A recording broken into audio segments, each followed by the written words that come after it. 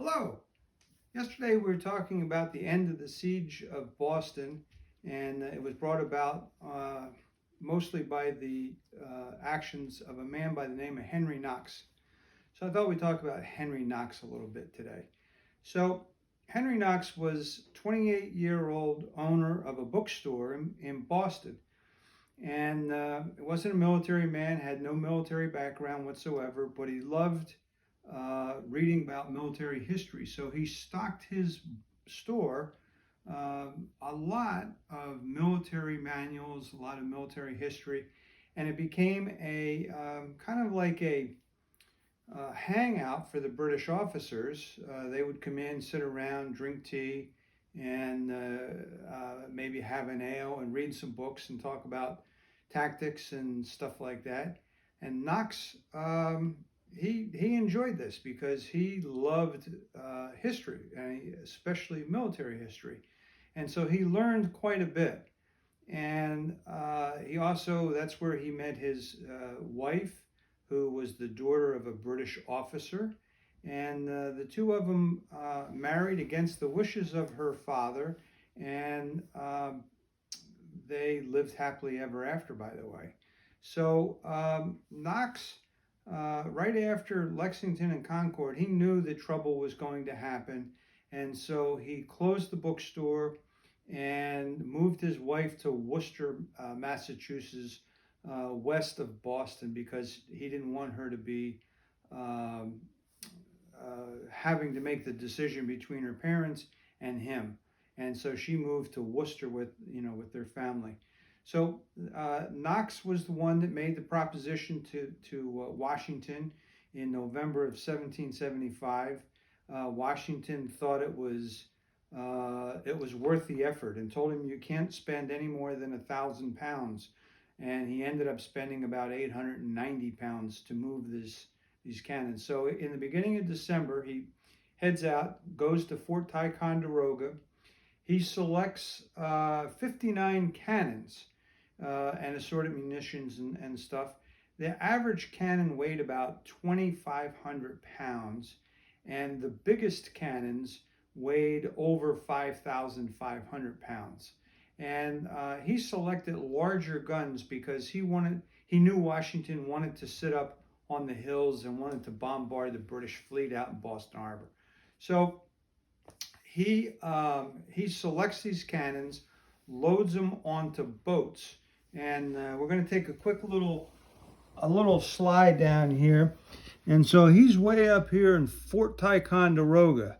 So the first thing he does is he loads them on boats, brings them down Lake George, then he loads them on sleds and wagons at this point, and then he takes them and he goes down to Saratoga, and eventually gets down to he crosses the Hudson River not once but twice, and then he gets down to Albany, goes to cross the river, the Hudson River in Albany, to get from the west side to the east side, and one of the 5,500-pound guns sinks to the bottom.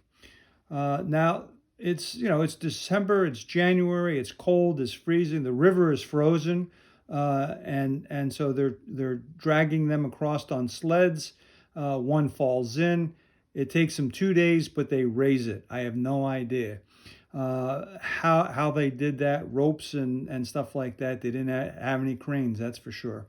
So anyway, because the people of Albany were so gracious in feeding them and helping them raise this cannon, they named the cannon the Albany.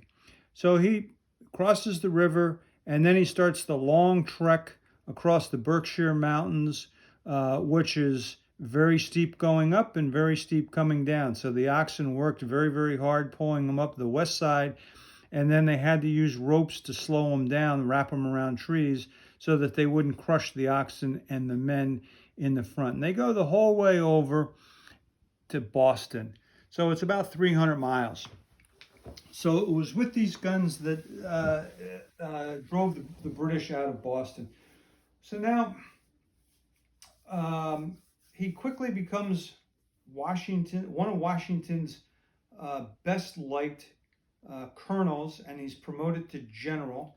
and he's in charge of fortifications and artillery, which is where he really studied all these books and stuff, and was very influential and with Washington, along with his good friend Nathaniel Greene, who we'll talk about quite a bit later in the series.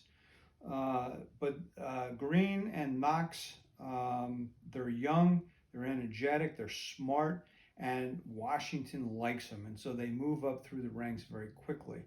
So Knox is in charge of artillery for Washington and fights in every major battle in the Revolutionary War, in the War of the North, as we call it, because there was a War of the South, and we'll talk about that. And that was mostly Nathaniel Greene. So Knox fights for Washington. The war ends. He becomes, because Washington liked him so much, he became the Secretary of War in Washington's cabinet and served there during Washington's term.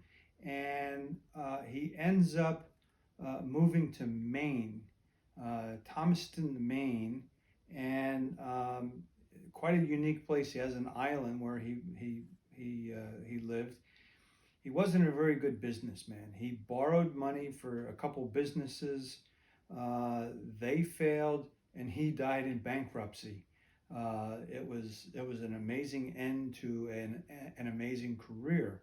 But Henry Knox was a brilliant man. He was devoted to Washington and was instrumental in every major battle that we had. Brief history on it. If you want to learn more about Knox's trail and Knox's trip from Fort Ticonderoga to Boston, you can visit the HudsonRiverValley.org.